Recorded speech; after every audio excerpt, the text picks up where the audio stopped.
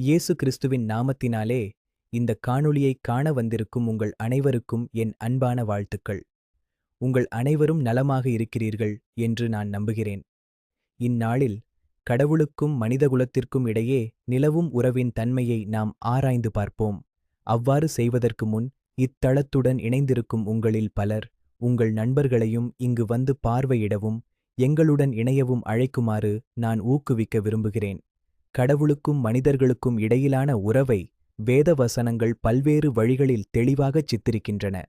குறிப்பாக யோவான் நற்செய்தி நூல் முதல் அதிகாரம் 11 மற்றும் 12ஆம் வசனங்களில் அவரை ஏற்றுக்கொண்டவர்கள் அனைவருக்கும், அதாவது அவருடைய நாமத்தின் மீது நம்பிக்கை வைத்தவர்களுக்கு கடவுளின் பிள்ளைகளாகும் உரிமையை அவர் வழங்கினார் என்று குறிப்பிடப்பட்டுள்ளது. மண்ணின் தூளிலிருந்து உருவாக்கப்பட்ட சாதாரண மனிதர்களாகிய நமக்கு கடவுளின் பிள்ளைகள் என்று அழைக்கப்படும் பாக்கியம் எத்துணை மகத்தானது! இதுவே எல்லாவற்றிற்கும் மேலாக கடவுள் நமக்கு அருளியிருக்கும் அந்த பிரம்மாண்டமான ஸ்லாக்கியமாகும். வேத வசனங்களில் கூறப்பட்டுள்ளபடியே நாம் அவர் மீது கொண்டிருக்கும் நம்பிக்கைக்கான அடிப்படை என்னவென்றால், நாம் அவருடைய நாமத்தின் வழியாக நம்பிக்கையோடு அவரிடம் எதை கேட்டாலும் அதை நாம் பெற்றுக்கொள்வோம் என்ற அந்த உறுதியேயாகும். கடவுளிடம் நாம் நம்பிக்கையோடு கேட்பதை பெற்றுக்கொள்கிறோம் என்பதே அவர் மீது நாம் கொண்டிருக்கும் நம்பிக்கைக்கும் துணிச்சலுக்கும் மிக அடிப்படையான அடித்தளமாக அமைகிறது. நம்மைச் சுற்றியுள்ள உலகம் மாறினாலும் கூட கடவுளின் அன்பு ஒருபோதும் மாறாது. தயவு செய்து இந்த காணொளியின் முதல் பகுதியை மிக கவனமாக பாருங்கள். அதன் பிறகு 2ஆம் பகுதிக்குச் செல்லுங்கள். இந்த முதல் பகுதியிலிருந்து நீங்கள் தெளிவான புரிதலை பெற்றிருப்பீர்கள் என்று நாங்கள் நம்புகிறோம். இப்போது நாம் 2ஆம் பகுதிக்குச் செல்வோம். இந்த 2ஆம் பகுதியில் இயேசு கிறிஸ்து நம்மை நேசிப்பது போலவே பிதாவும் நம்மைச் சமமாக நேசிக்கிறார் என்ற உண்மையை நாம் ஆராய்வோம். இதை உறுதிப்படுத்தும் அடிப்படை வேத வசனம் இவ்வாறு கூறுகிறது: யாக்கோபே, நீ என்னால் மறக்கப்படுவதில்லை. இதன் பொருள் என்னவென்றால், தேவன் யாக்கோபை மறக்கவில்லை என்பதே ஆகும். ஏனெனில் தமக்குப் பிரியமானவர்களை அவர் ஒருபோதும் மறப்பதில்லை. இந்த காணொளியை பார்த்து கொண்டிருக்கும் உங்கள் அனைவரும் உண்மையில் தேவனுக்குப் பிரியமானவர்களே. அதனால்தான் தேவன் கிருபையோடு உங்களை பாதுகாத்து இந்த காணொளியை பார்க்கும் வாய்ப்பை உங்களுக்கு அருளியிருக்கிறார். இவ்வாறு இந்த வேதவசனங்கள் நமக்குச் சில உண்மைகளை தெளிவாக விளக்குகின்றன. குறிப்பாக தேவன் நம்மை ஆதிமுதலே தெரிந்து கொண்டார் என்று பவுல் பிரகடனப்படுத்துகிறார். பிதாவாகிய தேவன் ஆதியிலேயே இயேசு கிறிஸ்துவின் மூலம் நம்மை தெரிந்து கொண்டவர். தம்முடைய ஒரே பேரான குமாரனைச் சிலுவையில் ஒப்புக் கொடுப்பதன் மூலம் நம்மேலுள்ள தம் அன்பை வெளிப்படுத்தினார். அதன் மூலம் நாம் நித்திய ஜீவனை பெற்றுக்கொள்ள முடிந்தது. இரட்சிக்கப்பட்டு கொண்டிருக்கும் நமக்கு சிலுவையில் நிகழ்ந்த அந்த மரணமே தேவனுடைய வல்லமையாக திகழ்கிறது. நம் நிமித்தமாக தம்முடைய ஒரே குமாரனை இவ்வுலகத்திற்கு அனுப்புவதன் மூலம் தேவன் தம்முடைய ஆதி அன்பை மெய்யாகவே நிரூபித்திருக்கிறார். இயேசு கிறிஸ்துவே பிதாவின் வார்த்தை என்றும் அவருடைய அன்பின் முழுமையான உருவமே அவர்தான் என்றும் யோவான் எழுதுகிறார். ஒரு காலத்தில் எவ்விதத் தகுதியும் அற்றவர்களாயிருந்த நம்மைத் தெரிந்து கொண்டு தம்முடைய அளவற்ற கிருபையை நமக்கு அருளிய அவர் நம்மை தம்முடைய பிள்ளைகளாக ஏற்றுக்கொண்டார். தம்முடைய பரிசுத்த இரத்தத்தினால் நம்மைச் சுத்திகரித்து பிதாவாகிய தேவனுக்கு முன்பாக நம்மை பழுதற்றவர்களாக நிறுத்துகிறார். அதனால்தான் வேதாகமம் இவ்வாறு பிரகடனப்படுத்துகிறது: உங்களை அழைக்கிறவர் உண்மையுள்ளவர். நாம் அவருடைய பரலோக பிரசன்னத்திற்குள் நுழையும் நாள் வரை அவர் நம்முடைய வாழ்வை பழுதற்றதாக பாதுகாப்பார்.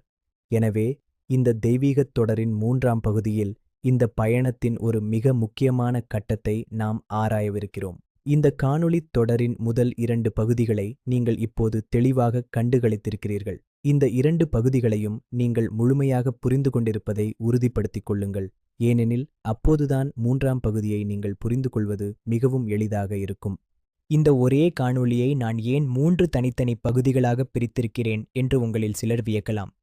ஆயினும் குறிப்பிட்ட கருத்துக்களை தனித்தனியாக பிரித்து விவாதிக்கும் போது மட்டுமே அவற்றின் முழுமையான பொருளை நம்மால் உண்மையாகவே உள்வாங்கிக் கொள்ள முடியும். இப்போது நாம் 3ஆம் பகுதிக்குச் செல்வோம். முந்தைய 2 பகுதிகளும் உங்களுக்கு பயனுள்ளதாக அமைந்திருக்கும் என்று நான் நம்புகிறேன். மேலும் இந்த காணொளியை முழுமையாக தொடர்ந்து காணுமாறு உங்களை நான் ஊக்குவிக்கிறேன். இயேசு கிறிஸ்து நமக்கு கற்பித்த அனைத்தையும் நினைவு கூறுவதன் மூலம் பிதாவும் குமாரனும் எவ்வாறு பரிபூரண ஐக்கியத்தில் திகழ்கிறார்களோ அதே தீவிரத்தோடு கடவுளும் நம்மை, அவருடைய பிள்ளைகளாகிய நம்மை நேசிக்கிறார் என்பதை நம்மால் புரிந்து கொள்ள முடியும். புனித வேதாகமத்தில் இஸ்ரவேலை ஆசீர்வதிப்பதே ஆண்டவருக்கு பிரியமானது என்று பாலாம் என்னும் தீர்க்கதரிசி பிரகடனம் செய்கிறார். இதன் உட்கருத்து என்னவென்றால், ஆசீர்வாதங்கள் நமக்கு ஏதோ தற்செயலாகவோ அல்லது ஏதோ ஒரு தன்னிச்சையான முறையிலோ வந்து சேருவதில்லை.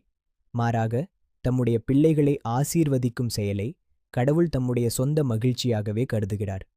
சவுல் அரசனின் கதையை சிந்தித்துப் பாருங்கள். எதிர்பாராத விதமாக ஒரே நாளில் அவர் அரியணையில் ஏற்றப்பட்டார். ஆயினும் அவரால் அந்த பதவியை தக்க வைத்துக் கொள்ள இயலவில்லை. அந்த பதவியை பெற்றவுடன் அவர் கடவுளை மறந்துவிட்டார். அதன் விளைவாக அந்த ராஜ்யத்தை தாவீதிடம் ஒப்படைக்க கடவுள் தீர்மானித்தார். எனினும் கடவுள் அந்த ராஜ்யத்தை உடனடியாக தாவீதிடம் ஒப்படைக்கவில்லை. மாறாக ஒரு குறிப்பிட்ட கால இடைவெளிக்குப் பின்னரே தாவீது அதை பெற வேண்டும் என்று அவர் நியமித்தார். ஆயினும் ராஜ்யத்தை பெற்றுக்கொண்ட பிறகு தாவீது இறுதி வரை கடவுளுக்கு உண்மையுள்ளவராகவே திகழ்ந்தார். மேலும் அந்த ராஜ்யத்தை வலிமையுடன் நிலைநிறுத்தினார். கடவுள் மனிதகுலத்தின் மீதும் அவருடைய பிள்ளைகளாகிய நம் மீதும் மகிழ்ச்சி கொள்கிறார் என்பதனாலேயே அவருடைய நாமத்தின் மீது நம்பிக்கை வைக்கும் சிலாக்கியத்தையும் நாம் அவரிடம் கேட்பது எதையும் பெற்றுக்கொள்ளும் உரிமையையும் அவர் நமக்கு அருளுகிறார். நம்மை தம்முடைய சொந்த பிள்ளைகளாகவும் புத்திரர்களாகவும் ஏற்றுக்கொள்வதன் மூலம் அவர் சகல நன்மைகளையும் நமக்கு அருளுகிறார். மிக முக்கியமாக அவர் நம்முடைய பாவங்களை நீக்கிவிடுகிறார். கிழக்கு திசை மேற்கிலிருந்து எவ்வளவு தொலைவில் இருக்கிறதோ அவ்வளவு தொலைவிற்கு நம்முடைய பாவங்களை அவர் நம்மிடமிருந்து அகற்றிவிடுகிறார். மேலும் நம்மை புதிய படைப்புகளாக புதுப்பிக்கிறார். புனித வேதாகமம் இவ்வாறு பிரகடனம் செய்கிறது: இருதயத்தில் சுத்தமுள்ளவர்கள் பாக்கியவான்கள், ஏனெனில் அவர்கள் கடவுளைக் காண்பார்கள். ஆம், இருதயத்தின் தூய்மையைக் கொண்டிருப்பவர்கள் அனைவரும் கடவுளைக் காணும் பேறு பெறுகிறார்கள். இருதயம் மட்டும் தூய்மையாக இருக்க வேண்டும். சாமுவேலின் கதையின் வாயிலாக வேதாகமம் நமக்கு நினைவூட்டுவது போல, மனிதன் வெளித்தோற்றத்தை பார்க்கிறான், ஆனால் கடவுள் இருதயத்தின் ஆழங்களை பார்க்கிறார். இந்த 2026ஆம் ஆண்டிற்குள் கடவுள் நம்மை தம்முடைய கிருபையினால் வழிநடத்தி அழைத்து வந்திருக்கிறார் என்பதை நினைவில் கொள்ளுங்கள். இந்த நன்னாளில் உங்களில் ஒவ்வொருவரையும் தம்முடைய பிள்ளைகளாக மாறுமாறு அவர் அழைக்கிறார். நீங்கள் ஒரு கிறிஸ்தவராக இருந்தாலும் இல்லாவிட்டாலும் அது ஒரு பொருட்டல்ல. நீங்கள் ஒரு பாவியாக இருந்தாலும் அல்லது ஒரு புனிதராக இருந்தாலும் அது ஒரு பொருட்டல்ல. நீங்கள் அடிமைப்பட்டிருந்தாலும் அல்லது சுதந்திரமாக இருந்தாலும் அது ஒரு பொருட்டல்ல. உண்மையாகவே முக்கியத்துவம் வாய்ந்த ஒரே விஷயம் இதுதான்: நீங்கள் அவரை விசுவாசிக்கிறீர்களா? உங்கள் பதில் ஆம் என்றால் இதுவே உங்கள் விடுதலைக்குரிய நாளாகும். உங்களை விடுவிக்க இயேசு ஆயத்தமாக நிற்கிறார். இந்த விடுதலை மிகச் சிறந்தது. இது மற்ற அனைத்தையும் மிஞ்சக்கூடியது. இது உங்களை ஒவ்வொரு அடிமைத்தனத்திலிருந்தும், ஒவ்வொரு சாபத்திலிருந்தும், ஒவ்வொரு பாவத்திலிருந்தும் மற்றும் ஒவ்வொரு பொருளாதாரச் சுமையிலிருந்தும் விடுவிக்கும். இயேசு ஒருவருடைய வீட்டிற்குள் அல்லது இருதயத்திற்குள் நுழையும்போது அவர்களுடைய வறுமை நீக்கப்படுகிறது. சகேயுவின் கதையை சிந்தித்துப் பாருங்கள். வரி வசூலிப்பவராக இருந்த அந்த மனிதனை சந்திக்க இயேசு சென்றார். சகேயு இவ்வாறு அறிவித்தார்: நான் யாரையாவது ஏமாற்றி எதையாவது பெற்றுக்கொண்டிருந்தால் அவர்களுக்கு நான் 4 மடங்காக திருப்பிக் கொடுப்பேன். இந்த மாற்றம் எங்கிருந்து வந்தது? உண்மையான தேவன் அவருடைய இருதயத்திற்குள் நுழைந்ததாலேயே இந்த மாற்றம் ஏற்பட்டது. ஆனால் உண்மையான தேவன் ஏன் நம் இருதயங்களுக்குள் நுழைய வேண்டும்? இந்த பூலோக வாழ்க்கையின் நிமித்தம் மட்டுமல்ல, வரவிருக்கும் வாழ்க்கைக்காகவுமே அவர் நுழைய வேண்டும். நம்முடைய பூலோக வாழ்க்கை முடிந்த பிறகு நம்முடைய நித்திய நியதியை, அது பரலோகமாக இருந்தாலும் சரி அல்லது நரகமாக இருந்தாலும் சரி, நிர்ணயிக்கும் வல்லமையை தேவன் இப்போது நம் கைகளிலேயே ஒப்படைத்துள்ளார்.